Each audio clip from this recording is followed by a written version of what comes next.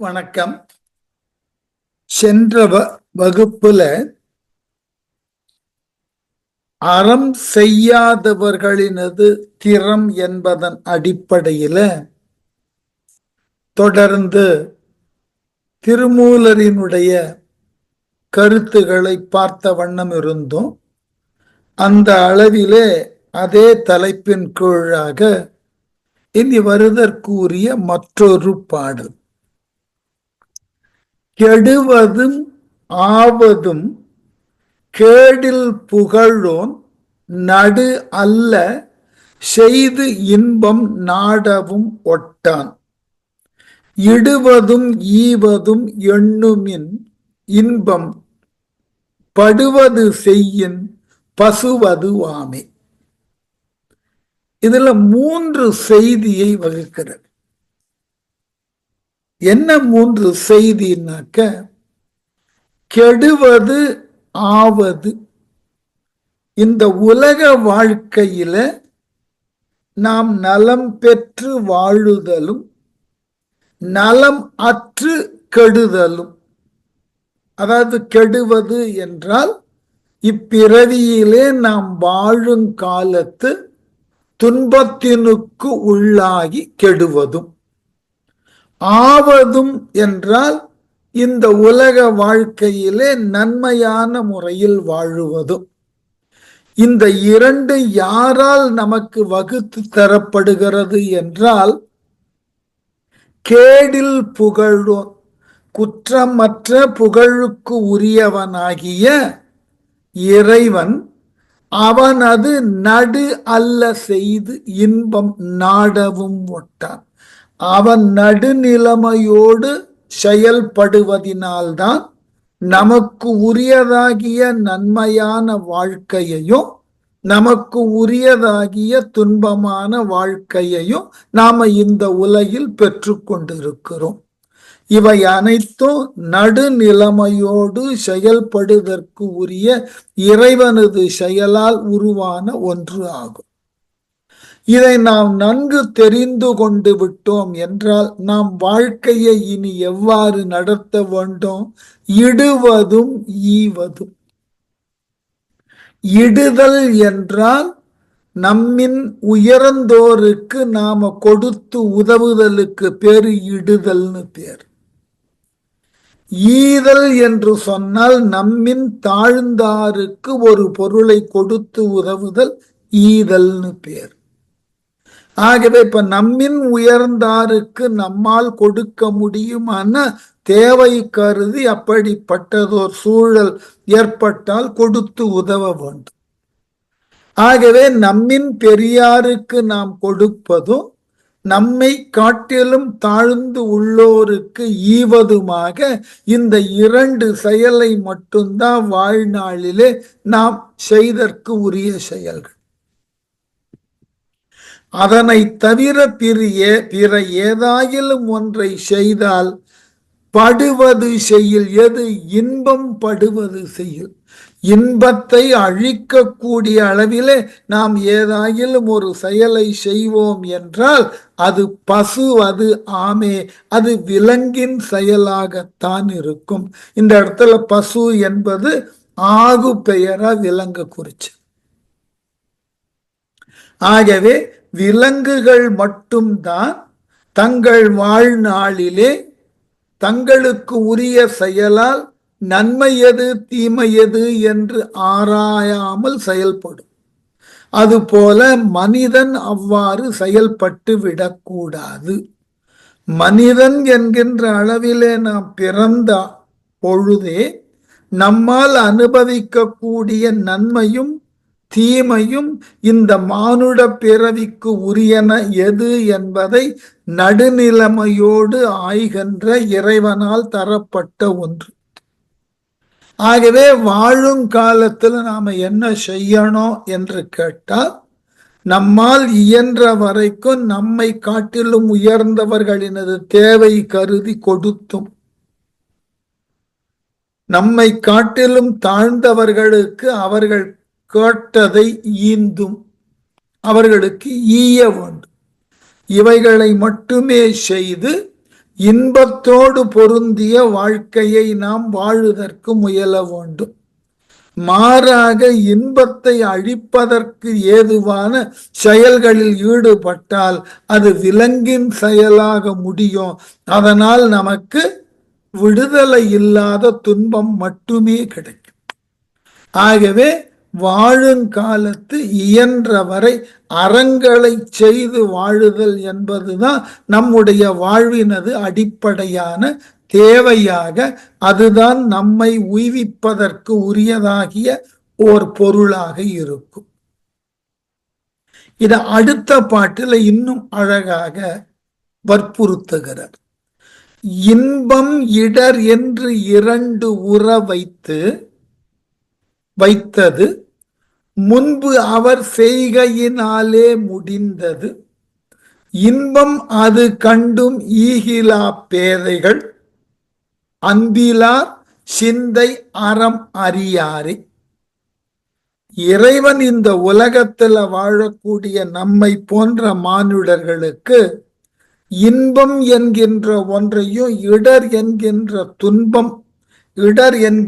துன்பத்தையும் வகுத்து வைத்தது எதனாலனாக்க முன்பு அவர் செய்கையினாலே முடிந்தது. சென்ற பிறவியில நம்மால் மேற்கொள்ளப்பட்ட நல்ல செயல்களினால் இந்த பிறவியில் இன்பமும், போன பிறவியிலே நம்மால் செய்யப்பட்ட துன்பத்தின் காரணமாக, அறம் அல்லாத செயலின் காரணமாக இந்த பிறவியிலே இடர் என்கின்ற துன்பத்தையும் பெறுவதற்கு நாம் ஆளாயினோம். அதனால இன்பம் இடர் என்கின்ற இரண்டு உற வைத்தது எதற்காக? அந்த இரண்டினை நாம் அனுபவிக்குமாறு இறைவன் வைக்கிறான் என்றால், முன்பு பிறவியிலே, போன பிறவியிலே நம்மால் செய்யப்பட்ட செய்கையினால் எது நன்மையாக இருந்ததோ அதனால் இந்த பிறவியிலே இன்பத்தையும், போன பிறவியிலே நாம் தவறாக பலவற்றை செய்தோம் என்றால் அதன் பயனாய் விளைந்த தீமையினால் இந்த பிறவியிலே தீமை என்கின்ற அளவினுக்கு உட்பட்ட துன்பத்தையும் நாம் அனுபவிக்கிறோம். இன்பம் அது கண்டும் ஈகிலா பேதைகள். ஆகவே போன பிறவியிலே நாம் அறம் செய்திருந்தால் அதனால் இந்த பிறவியிலே இன்பத்தை நுகருவதற்கு உண்டான வாய்ப்பை பெற்றிருக்கிறோம் என்பதை உணர்ந்ததன் பின்னும் இந்த பிறவியை மேலும் நல்லதோர் பிறவியாக மாற்றிக்கொள்ள நாம் பிறருக்கு உதவுதலை, பிறருக்கு அறம் செய்தலை மேற்கொள்ள வேண்டும். ரொம்ப அழகான விளக்கம் இது.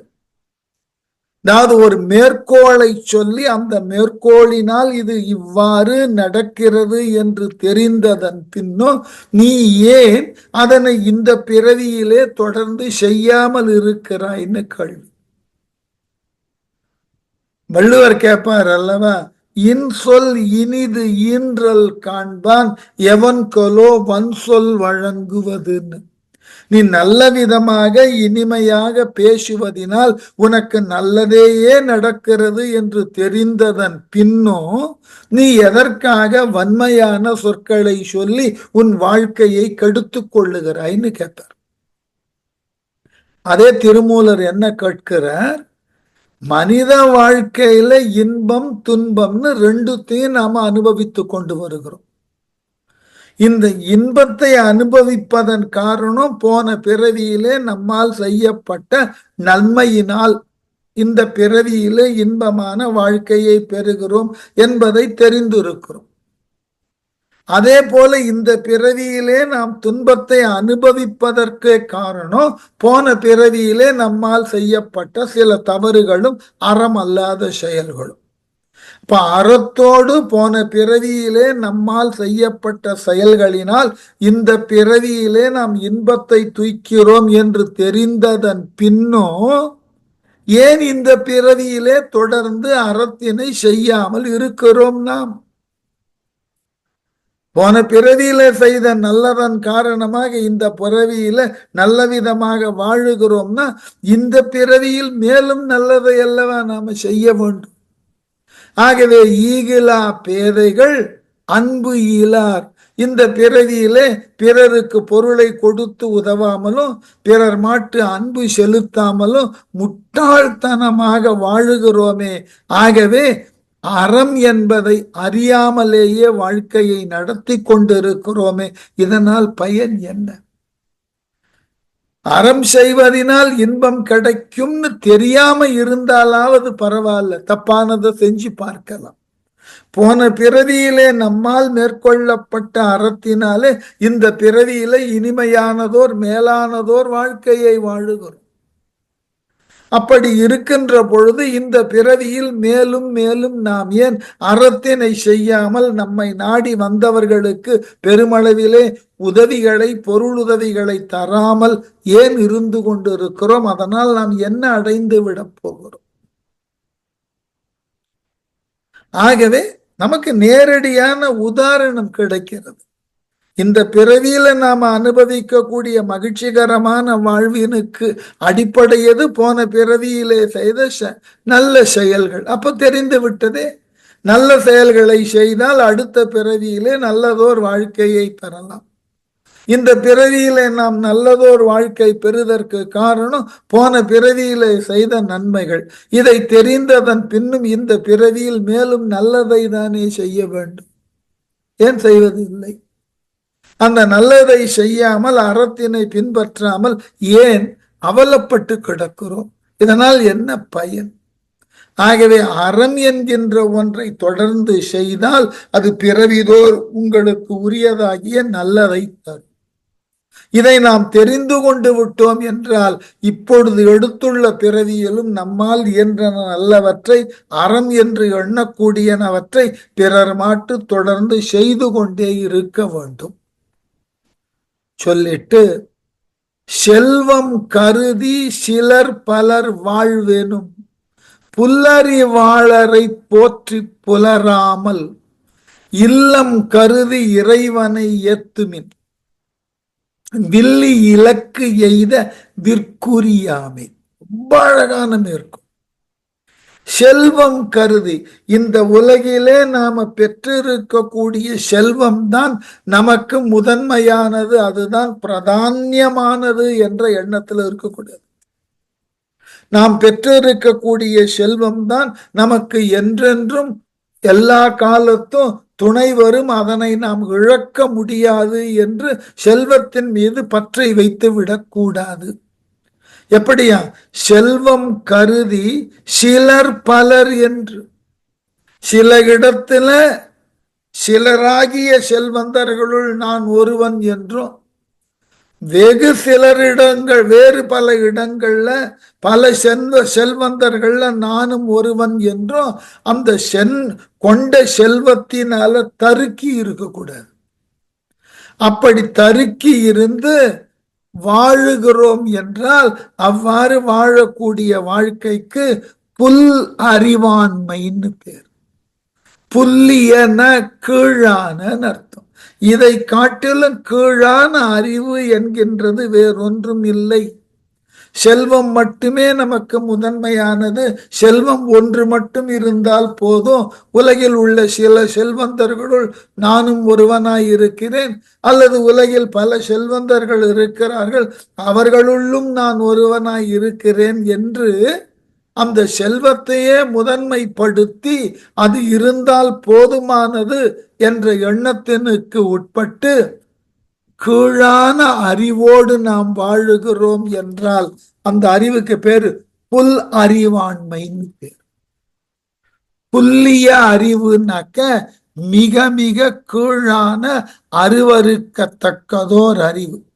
ஆகவே புல் அறிவாளரை போற்றி புலராமல், இப்படிப்பட்ட அறிவாளர்களை போற்றி, செல்வம்தான் முதன்மையானது, அதை நான் பெருமளவு கொண்டிருக்கின்றேன், ஆகவே எனக்கு இணையானவர்கள் யாரும் இல்லை என்று யாரெல்லாம் சொல்லிக் கொண்டிருக்கிறார்களோ அவர்களை எல்லாம் சார்ந்து அவர்களை எல்லாம் போற்றி நாம் வாழ வேண்டும் என்ற தேவையே இல்லை. மாறாக நாம் வாழும் காலத்துல எதை நினைத்து வாழ வேண்டும், எதை அடைய வேண்டும் என்ற எண்ணத்தினுக்கு உட்பட வேண்டும். இல்லம் கருதி இறைவனை ஏத்துமின். இல்லம்னா வீடு, வீடுனா இந்த இடத்துல மோட்சம். இல்லம் கருதினா மோட்சம் கருதி, மீண்டும் பிறவாது இருக்கக்கூடிய நெறியை கருதி, இறைவனது திருவடியிலே என்றென்றும் இருக்க வேண்டும் என்ற ஒன்றினுக்காக இறைவனை ஏத்துமின். நாம் வழிபடுவதற்கு உண்டான இறைவனை அன்றாடம் நாம் புகழுவதற்கு என்ன தேவைன்னா, இந்த பிறவியானது முடிகின்ற பொழுது நாம் என்றென்றும் இறைவனது திருவடியிலே நிரந்தரமாக இருக்க வேண்டும். அவனால் அருளப் பெறக்கூடிய வீட்டின்பத்தை நாம் நுகர வேண்டும் என்ற எண்ணத்தோடு செயல்படும். ஏனைய பிற எண்ணங்கள் எல்லாம் இந்த பிறவியில வரவே கூடாது. மானுடனாக பிறந்து விட்டோம், நன்மை எது தீமை எது என்று பகுத்தாராய தெரியும். ஆகவே நன்மை தரத்தக்க நல்லறங்களை செய்து என்றும் இறைவனது அன்பினுக்கு பாத்திரமாகி இந்த உலக வாழ்க்கையை நீக்குகின்ற பொழுது இறைவனது திருவடியே நமக்கு முதல், அவனால் தரப்படக்கூடிய வீடே நமக்கு மேன்மையானது என்ற எண்ணத்தோடு வாழ வேண்டும். அப்படி வாழுதற்கு இறைவனை ஏத்த வேண்டும். ஏத்துதல்னா புகழ வேண்டும். இது எது போல என்றால், வில் இலக்கு எய்த விற்குரியாமே.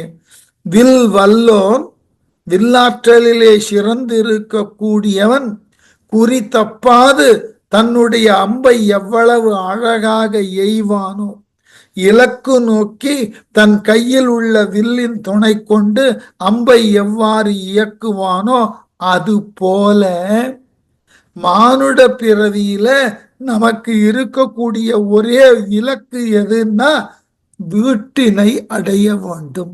வீடு என்கின்ற மோட்சத்தினை அடைய வேண்டும். அந்த மோட்சத்தினை அடைதற்கு, அதுதான் நம்முடைய இலக்கு. அந்த இலக்கை அடைதற்கு எதனை நாம் குறிப்பாக செயல்படுத்த வேண்டும் என்பதில் தெளிவாக இருக்க வேண்டும். அறத்தினை மேற்கொண்டு அதனால் இன்பத்தினை வளர்த்து அவ்வறத்தினால் பிறருக்கு உதவி செய்து அதன் மூலமாக இறை அன்பினுக்கு பாத்திரமாகி இறை அன்பினை இடைவிடாது ஏற்றி இறுதியிலே வாழ்ந்து முடிந்ததன் பின் வீட்டினை சென்று அடைய வேண்டும், மோட்சத்தினை சென்று அடைய வேண்டும். எதுபோல் வில்லாளி ஒருவன் தன் இலக்கு எது என்று தெரிந்த பின் எவ்வளவு அழகாக தன் கையகத்திலிருந்து அம்பை அந்த இலக்கு நோக்கி செலுத்துகிறானோ, அதுபோல் நமக்கு இலக்கு வீடு, நமக்கு கிடைத்திருக்கக்கூடிய வாழ்க்கை என்கின்றதில் உலகியல், இதை முழுமையாக நன்கு பயன்படுத்தி நம்முடைய உயிருக்கு உண்டான இலக்காகிய வீடு நோக்கி நம்மை நாம் இயக்கிக் கொள்ள வேண்டும். இது அடிப்படை. ஏனென்றால் மற்ற பிறவிகள்ல நாம செய்த நன்மை, அதன் காரணமாக மானுடனாக பிறந்திருக்கிறோம். சென்ற பிறவியில என்னவாக இருந்து எத்தகு நல்லதை செய்தோம் தெரியாது. ஆனால் இந்த பிறவியிலே மானுடனாக பிறந்திருக்கிறோம். ஆகவே மானுட பிறவியினுடைய இலக்கே என்ன? இந்த பிறவி முடிந்த பொழுது நாம் வீடு நோக்கிய பயணத்தை, மோட்சம் நோக்கிய பயணத்தை மேற்கொள்ள வேண்டும். இந்த மோட்சத்தினுக்கு எது நமக்கு உரிய துணையாக இருக்கும்னாக்க, இறைவனை போற்றுதல் என்கின்ற ஒன்று மட்டுமே. அவ்வாறு இறைவனை போற்றி நாம் நம்முடைய வாழ்நாளிலே நமக்கு உரிய இலக்காக மோட்சத்தை தேர்ந்தெடுத்து கொண்டோம் என்றால், அந்த மோட்சத்தை நோக்கி பயன்படுவதற்கு அல்லது பயணப்படுவதற்கு நாம் நம்முடைய வாழ்க்கையை அறத்தின் வழி செலுத்த வேண்டும். அப்படி செலுத்தினால் அன்றி நமக்கு மோட்சம் என்கின்ற ஒன்று கிடைக்காமல் போகும். ஆகவே வில்லுக்கு உரிய இலக்கு எய்தற்கு உரிய நிலை போலே மனித வாழ்க்கையில் அறத்தினை மேற்கொண்டு அதன் பின் நாம் இறைவனது வீட்டு பேற்றினை அடைதற்கு முயல வேண்டும் சொல்லிட்டு கடைசியில சொன்ன ரொம்ப அழகான பாட்டு இது. கனிந்தவர் ஈசன் கழலடி காண்பார், துணிந்தவர் ஈசன் துறக்கம் அது ஆழ்வார், மலிந்தவர் மாளும் துணையும் ஒன்று இன்றி மெலிந்த சினத்தினுள் விழுந்து ஒழிந்தாரே. ரொம்ப அழகு. கனிந்தவர் ஈசன் கழலடி காண்பர். ஒருவனிடம் பொருட்செல்வம் இருக்கிறதோ அல்லது இல்லாமல் போகிறதோ அது பெரியதாகிய குறையாக உலக வாழ்க்கையில கொள்ளாமல் நம்மை நாடி வரக்கூடியவருக்கு எல்லாம் கனிவோடு நம்மால் இயன்றன உபசரித்து அனுப்பினோம் என்றால், எவன் பிற உயிர்கள் மாட்டு கனிவினை கொண்டிருக்கிறானோ, பிற உயிர்களை கனிவோடு நடத்த தலைப்படுகிறானோ. அண்மையில ஒரு வேடிக்கையான ஒரு நிகழ்ச்சி பார்த்தேன், படித்தேன்.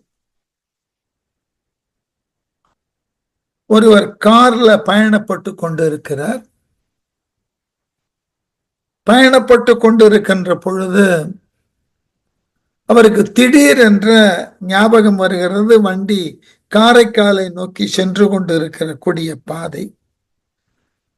இங்கதான ஏரல் என்கின்ற இடத்துல ஒரு நண்பர் உடைய பெற்றோர் இருக்கிறார்கள்னு உடனே காரை நிறுத்தி எதிர்க்க வரக்கூடிய ஒரு வாகன ஓட்டியிடம் ஏரல் எவ்வாறு செல்ல வேண்டும்னு இடது பக்கம் திரும்பி ஒரு கிலோமீட்டர் போங்க, அந்த ஏரல் என்கின்ற கிராமம். அவர் சொன்ன பாதையில போனார். கிராமம் வந்தது. இந்த கார்ல தொடர்ந்து வந்த பயண களைப்பு தீர அந்த ஊருக்குள்ள நுழைஞ்சி ஒரு தேநீர் கடையில நின்று தேநீர் அருந்தியதன் பின் இந்த கடைக்காரர்கிட்ட கேட்கிறார், தான் யாரை தேடி வந்தோம் என்று. ஐயோ, அவரையா தேடி வந்தீர்கள்? ஓ, அவர் இறந்ததினால் துக்கம் விசாரிக்க வந்தீர்களான்னு வந்தவருக்கு அதிர்ச்சி. உடனே வீட்டினுடைய வழியை கேட்டுக்கொண்டு செல்லுகிறார். அந்த வீட்டு வாசல்ல இருவர் கூடியிருக்கிறார்கள். உள்ள நுழைகிறார். ஒரு பெரியவர் கிடத்தி வைக்கப்பட்டிருக்கிறார் மரணத்தில். அவர் அருகிலே அவருடைய துணைவியர். உடனே துணைவியார் கேட்கிறார், என்னுடைய மகன் அனுப்பி வந்தீர்களா? இல்ல இல்ல, உங்கள் மகன் அனுப்பி வரல. உங்கள் மகன் வேற ஒரு இடத்திற்கு, வட இந்தியாவிற்கு பணி நிமித்தமாக போயிருக்கிறார். அவருக்கு நீங்க அனுப்பின செய்தி போய் சேருவதற்கு 2-3 நாட்கள் ஆகும். நான் அவர் அனுப்பி வரவில்லை, நான் இந்த வழியாக வந்தேன். நீங்கள் இங்கு இருப்பது எனக்கு தெரியும், உங்கள் மகன் சொல்லி இருக்கிறார், அதனால் பார்க்க வந்தேன். இப்படிப்பட்ட ஒரு நிலை ஏற்பட்டு விட்டது என்பது எனக்கு இங்கு வந்துதான் தெரியும் என்ற உடனே அந்த பெண்மணி அவரை கொஞ்சம் வா என் பின்னே என்று அழைத்து சென்று, நாங்கள் ரொம்ப வறுமையில் இருக்கோம், நோய் மட்டும் எங்கள் மரணத்திற்கு, இவருடைய மரணத்திற்கு காரணம் இல்லை, உணவு உண்டே 2 நாளாயிற்று, அந்த வறுமையும் காரணம். என் மகனோ சொற்ப சம்பளத்துலதான் பணியில் இருக்கிறான்னு தெரியும். அவன் ஏதோ இயன்ற வரைக்கும் பணம் அனுப்புகிறான், அது எங்களுக்கு போதுமானதாக இல்லை. இப்போ உண்மையை சொல்ல வேண்டும் என்றால், இந்த இறுதி சடங்கு செய்வதற்கு கூட எங்களிடம் பணம் கிடையாது என்ற உடனே, நீங்கள் கவலைப்படாதீர்கள், நான் எல்லாவற்றையும் பார்த்து கொள்ளுகிறேன்னு சொல்லி உடனே பணம் செலவு செய்வதற்கு ஒரு நபர் வந்து விட்டார்ன உடனே அங்கு உடனுக்குடனாக விரைவாக செயலெல்லாம் நடைபெற தொடங்குகிறது. இறந்தவரினுடைய தூரத்து உறவினர் ஒருவர் வருகிறார், நான் ஈமச்சடங்கை செய்கிறேன் என்று சொல்லி ஈமச்சடங்கெல்லாம் செய்து முடித்த உடனே அதனை நடத்தி வைக்கக்கூடிய அந்த அந்தணரிடம் போயிட்டு, தொடர்ந்து எத்தனை நாள் இந்த செயல்கள் நடைபெற வேண்டும். 13 நாள்னு சொல்ல 13 நாளும் என்ன செலவாகிறதோ எதையும் விடாமல் கிரமமாக செய்யுங்கள்னு சொல்லி, நான் காரைக்கால்ல தான் தங்கி இருக்கேன். தினம் காலையில எல்லாவற்றையும் ஒவ்வொரு நாளுமாக நான் பார்த்து உரிய செலவு என்னவோ அதை செய்து விடுகிறேன்னு சொல்லி 13 நாளும் முடிந்தது. 13ஆம் நாள் முடிந்த உடனே அந்த பெண்மணி சொல்லுகிறாள், இவரும் இறந்து போனார், வீடும் கடனுக்கு போகிறது, நான் இங்கிருந்து என்ன செய்ய போகிறேன் போது, நீங்கள் என்னோடு சென்னைக்கு வாருங்கள், என் மகன் வருகின்ற வரைக்கும் உன்னோடையே இருந்து கொள்ளுகிறேன், இல்ல மகன் வந்ததற்கு பிறகு நான் அவனோடு, இல்லை உங்களுக்கு ஒரு தங்கும் விடுதியில ஏற்பாடு பண்ணி இருக்கேன், அது முதியோர் விடுதி, அங்கு உங்களுக்கென்று ஒரு அறை கொடுக்கப்பட்டு இருக்கும், அதுல எல்லா வசதிகளும் இருக்கும், உங்களுக்கு உண்டான உணவை அவர்கள் தினமும் சமைத்து கொண்டு தருவார்கள், மேலும் உங்கள் கணவன் இறந்து போனார் அல்லவா, அவர் அஸ்தியை கரைக்க காசியில ஏற்பாடு பண்ணி இருக்கிறது, அங்கிருந்து காசிக்கு ஒரு குழு செல்லுகிறது, அதில் நீங்களும் செல்லலாம், அதற்கும் ஏற்பாடு செய்திருக்கிறேன் என்றெல்லாம் சொல்லி சென்னைக்கு அழைத்து சென்று அந்த விடுதியில் அவரை சேர்த்து, அந்த விடுதி மேனேஜரிடம் இவரை பத்திரமாக காசிக்கு கொண்டு சென்று அந்த அஸ்தியை கரைத்ததன் பிறகு இங்கு கொண்டு வந்து வைத்துக் கொள்ளுங்கள், மாதம் இவருக்கு ஆகக்கூடிய செலவை நான் தந்து விடுகிறேன் அப்படின்னு கேட்டபொழுது அவர் கேட்கிறார், நீங்கள் யார், அவருடைய மகனின் நண்பரான்னு. இல்ல,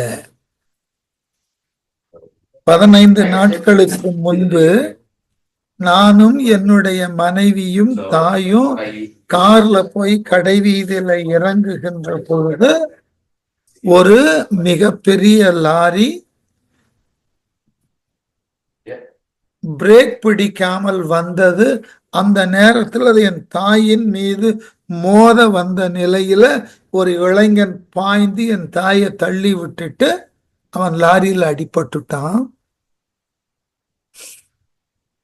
உடனே என் தாய் மயங்கி விழுந்தாள். அவள் மயக்கத்தெல்லாம் ஆசுவாசப்படுத்தினதுக்கு அப்புறம் அவளுக்கு ஒரு அடியும் இல்லை. உடனே அவள் நினைவு வந்தவுடனே அந்த பையனுக்கு என்னாச்சு பாருன்னா, உடனே நான் ஓடி சென்று அந்த பையனை பார்த்த உடனே அவனுக்கு பின்மண்டையில் அடிபட்டு இருந்தது, கல்லுல மோதி. அவனை மருத்துவமனையில கொண்டு போய் சேர்த்து அவனுக்கு உண்டான ஆவண எல்லாத்தையும் செய்யுங்கள்னு மருத்துவர்கிட்ட சொல்லி உண்டான பணத்தை எல்லாம் கட்டிட்டு வந்தேன். அவன் கண் விழித்த உடனே கேட்டான், உங்க அம்மாக்கு எப்படி இருக்குன்னு. எங்க அம்மாவுக்கு ஒண்ணும் இல்லை, நன்றாக இருக்கிறார்னு சொன்னேன்.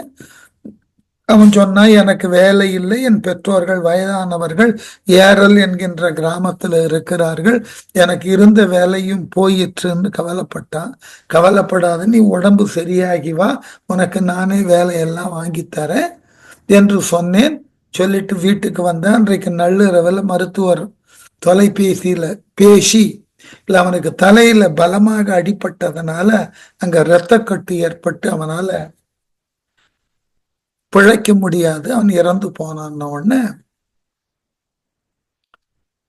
வேறு, அதாவது இந்த பெற்றோர்களை பார்க்க நான் வந்து கொண்டிருந்த பொழுதுதான் எனக்கு செய்தி வந்தது, அந்த மருத்துவமனையில சேர்க்கப்பட்ட அந்த பையன் இறந்துட்டாங்க. இங்க வந்து பார்த்தா அதே நேரத்துல இவருடைய பையனுடைய தந்தையாரும் இறந்திருக்கிறார்.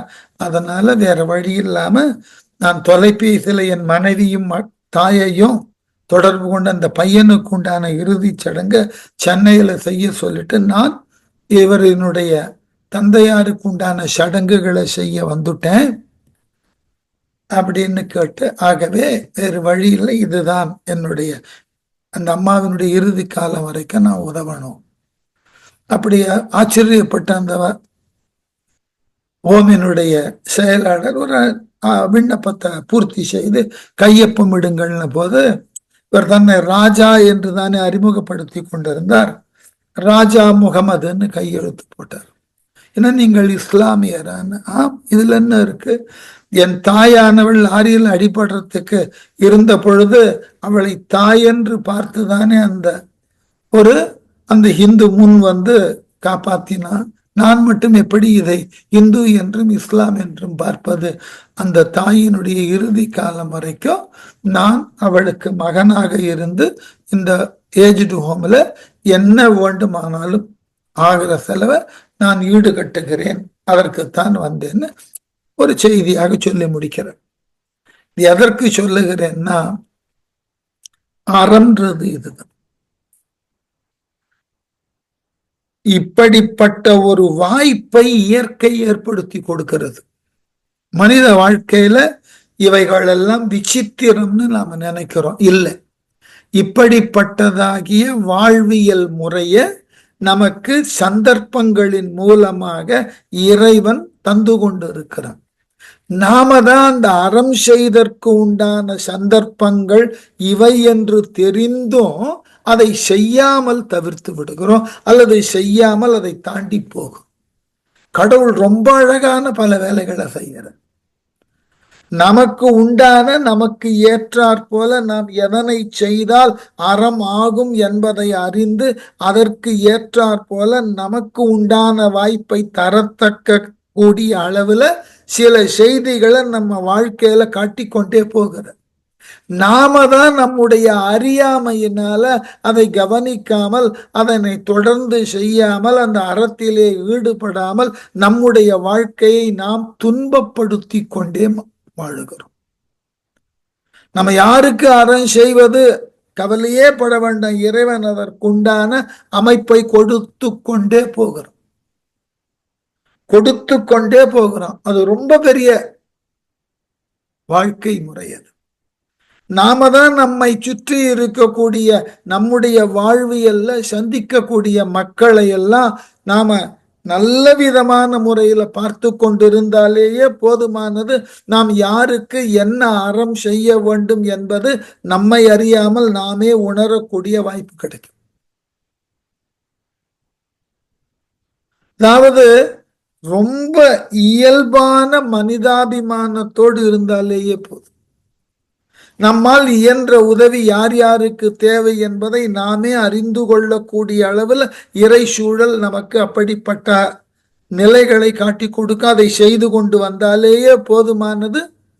நமக்கு உண்டான மேன்மையான வாழ்க்கை கிடைச்சிடும்.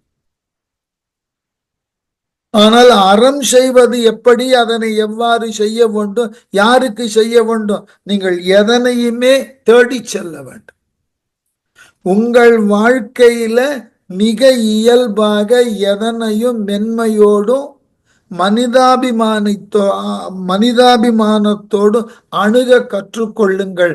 நீங்கள் அறம் செய்தற்கு உண்டான சூழலை இறைவன் தானாக உருவாக்கி தருவான்.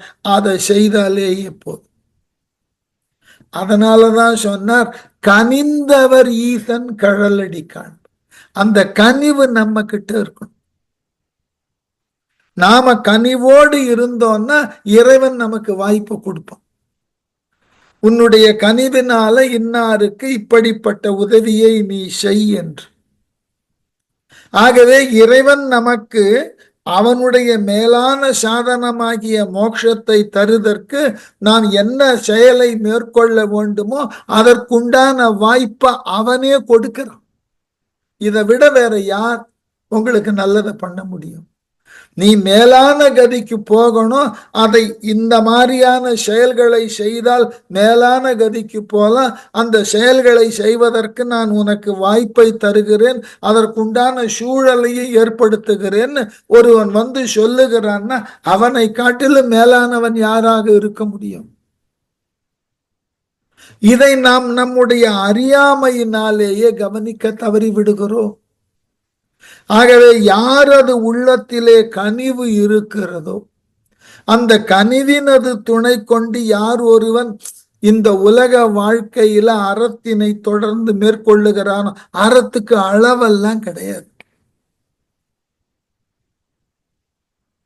நான் என்னுடைய ஆராய்ச்சி மாணவர்களுக்கு சொல்லுவேன், அவர்கள் ஆராய்ச்சிக்கு வருகின்ற பொழுது ரொம்ப அதீதமான கற்பனையோடு வருவார்கள். தாங்கள் பெரியதாக ஏதோ ஒன்றை சாதிக்க போகிறோம்னு நான் சிரித்து கொண்டே சொல்லுவேன். பெரியதோர் மலையை எடுத்து அதனை புரட்டி போட்டு அதன் கண் இருக்கக்கூடியவற்றை எல்லாம் எடுத்து சொல்லுவது ஆராய்ச்சியாக இருக்கணும்னு எண்ண வேண்டாம்.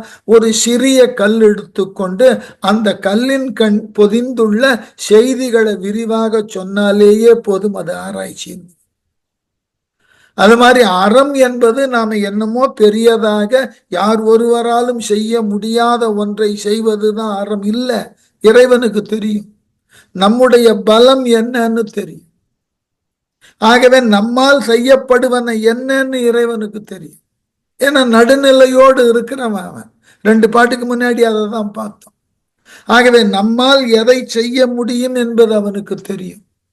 ஆகவே நம்முடைய சக்திக்கு உட்பட்டதாகிய நல்லதை நாம் செய்தற்கு உண்டான வாய்ப்பையும் சூழலையும் அவன் ஏற்படுத்தணும்.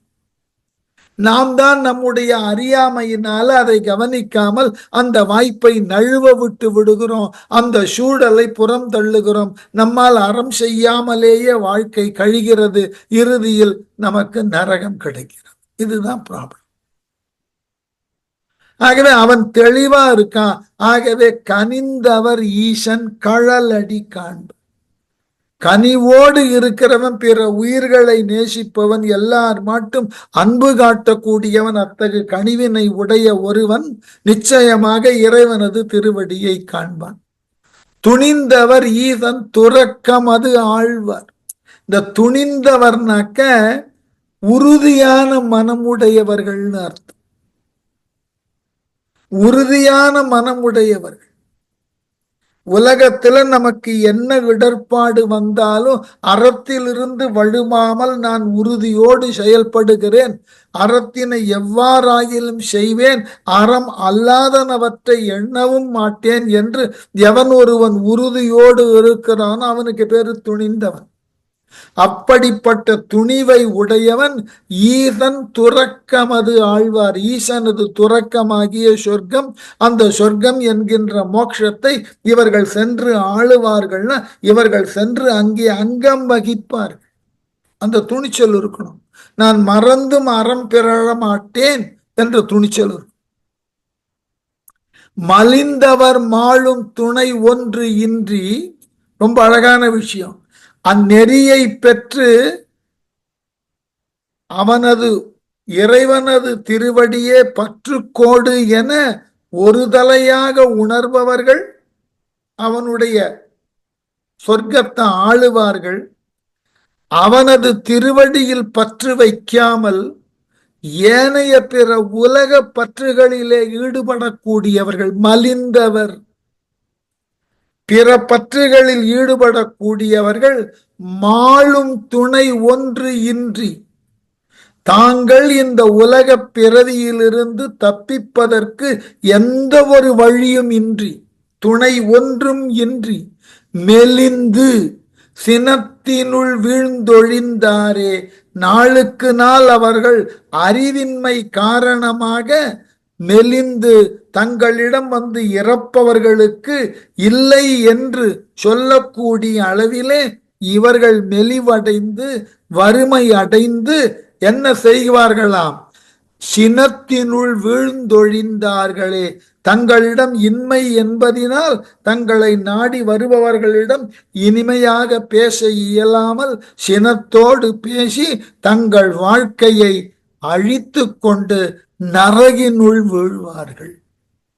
ஆகவே இறைவனால் தரப்பட்ட இந்த வாழ்க்கை, அவனால் கொடுக்கப்பட்ட அறிவு, அதனால் நாம் இந்த உலக வாழ்க்கையில் எல்லார் மட்டும் காட்டக்கூடிய கனிவு, அவனுக்காக இறைவன் நமக்கு தரக்கூடிய அறம் செய்யும் சூழல், அவைகளை கொண்டு நாம் அறத்தினை செய்து அவனது மேலான உலகாகிய சொர்க்கத்தை ஆளுதல் வேண்டும்.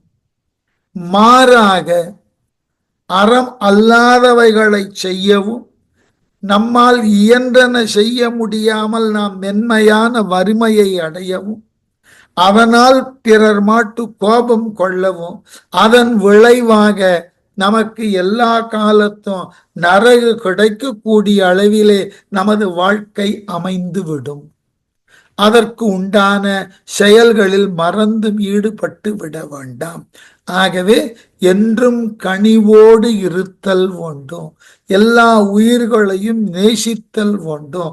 அந்த கனிவுதான் நம்மை மேலானதோர் வாழ்க்கையை வாழுதற்கு, இறைவனோடு நம்மை ஒப்ப வைத்து பார்ப்பதற்கு உண்டான உயர்ந்ததோர் நெறியை அது தருவதாக அமையும். ஆகவே அறம் செய்யாமல் இருந்தால் இத்தகு தீமைகள் வரும். ஆகவே அறம் செய்க.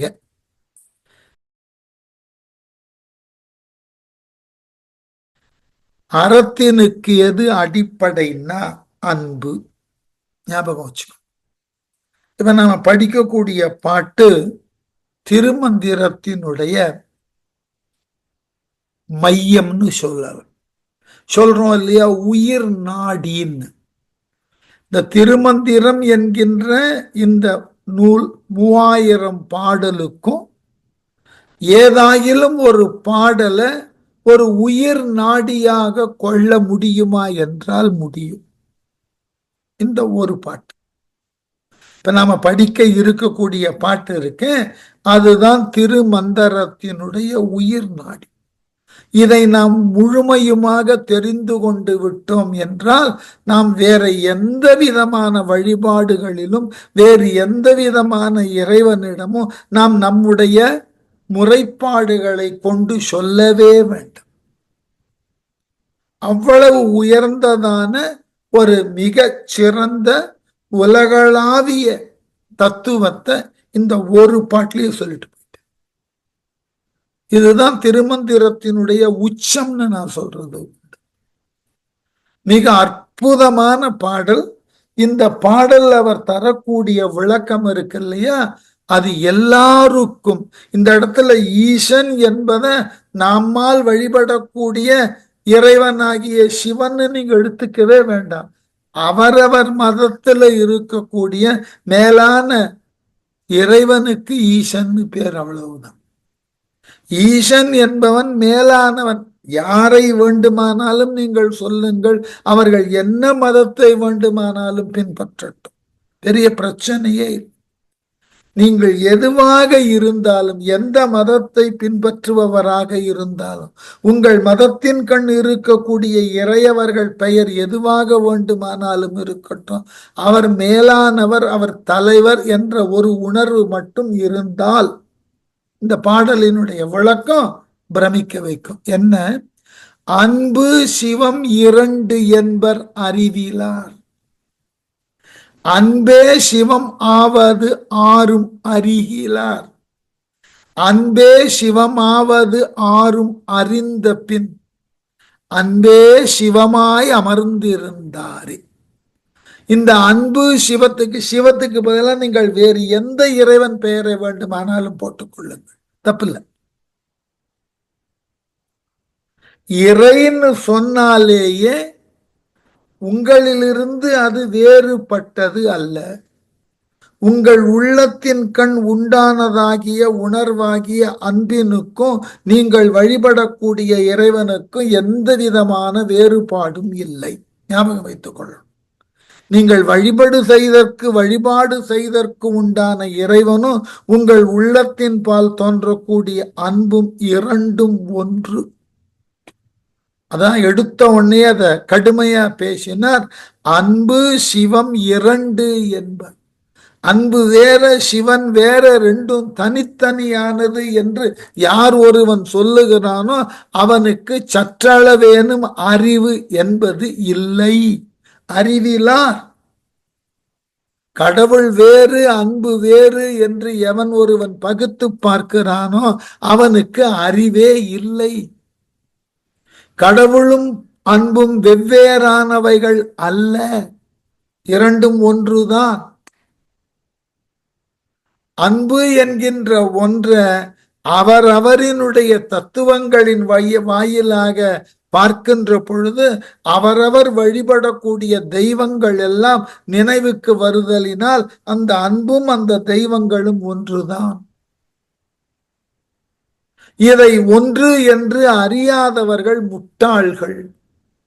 அடுத்தது எப்படி?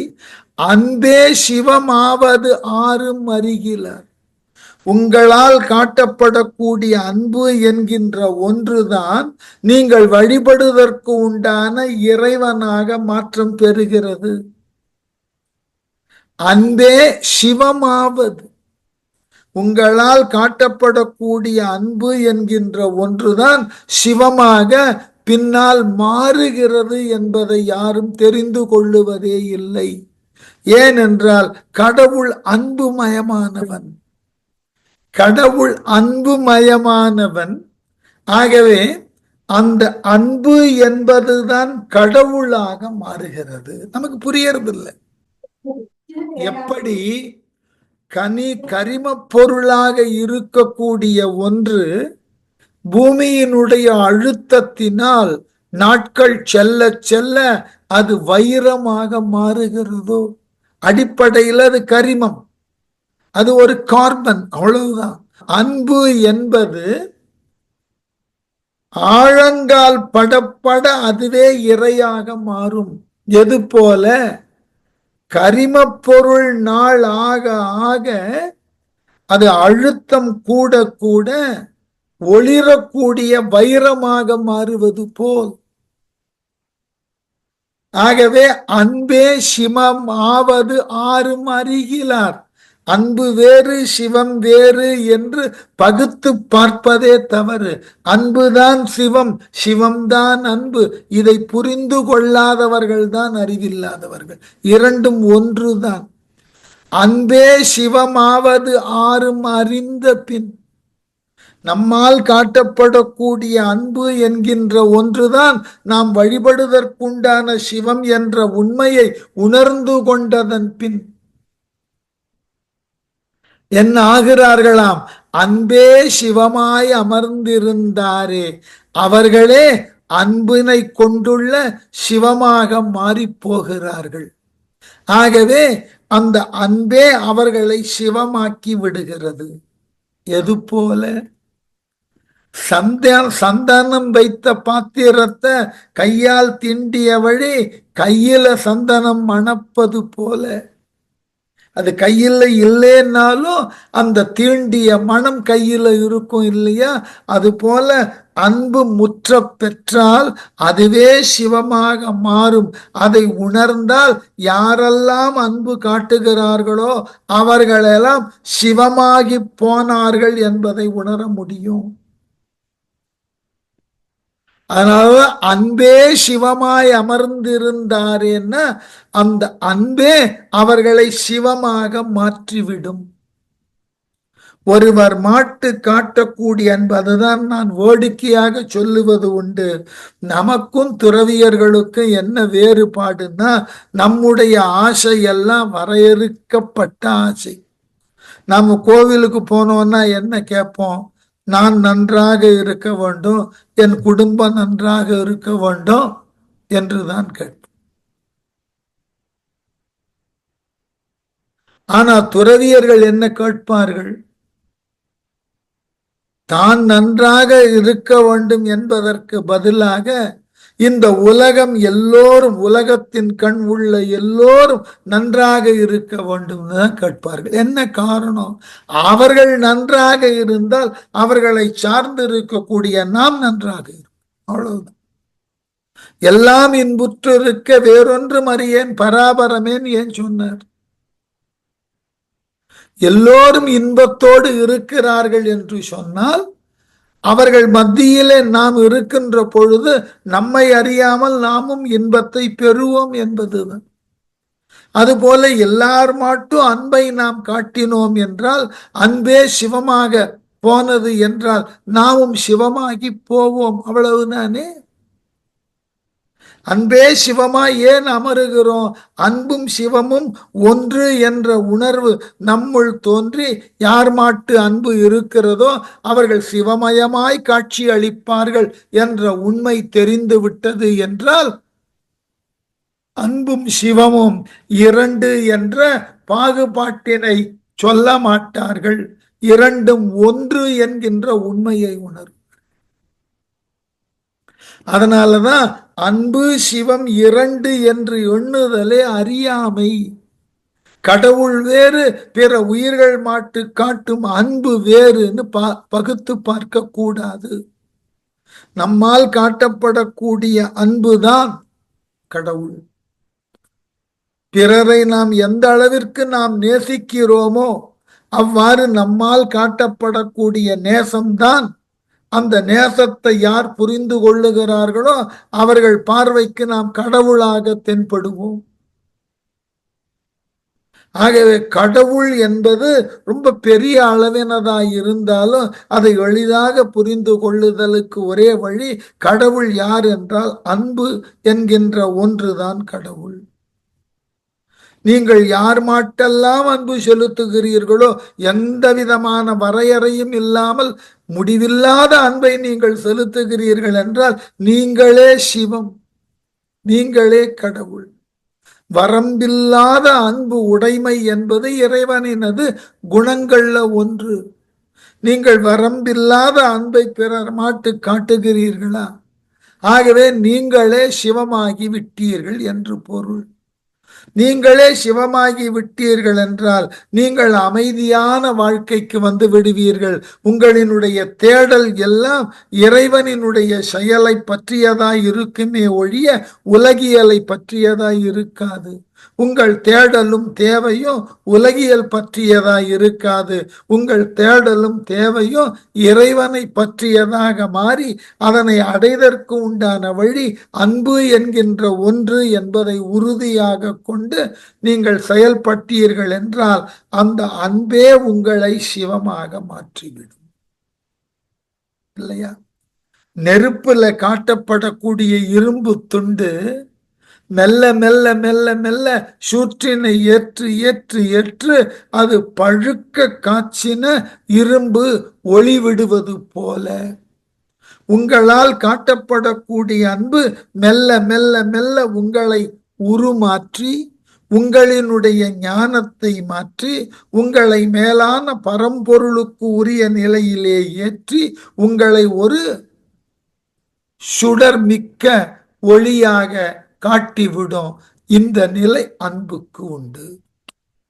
அன்புன்றது ரொம்ப பெரிய விஷயம். அன்கண்டிஷனல் லவ்ன்றோம் இல்லையா, அது பெரிய ஆச்சரியமானது ஒரு விஷயம், அது அபூர்வமான விஷயம். அதை எல்லோரும் கை கொள்ளுதல் என்பது ரொம்ப கடினம். எல்லோரையும் நேசி. பாரதி ஒரு படிக்கு மேலேயே போனோம். பகைவனுக்கும் அருள்வாய் என் நன்னெஞ்சே பகைவனுக்கும் அருள். எல்லோரையும் நேசிக்க வேண்டும் என்ற நிலையில பாரதி ஒரு படி மேல போய் இல்ல, உன்னால் பகைவன் என்று கருதப்பட்டவனையும் நேசி.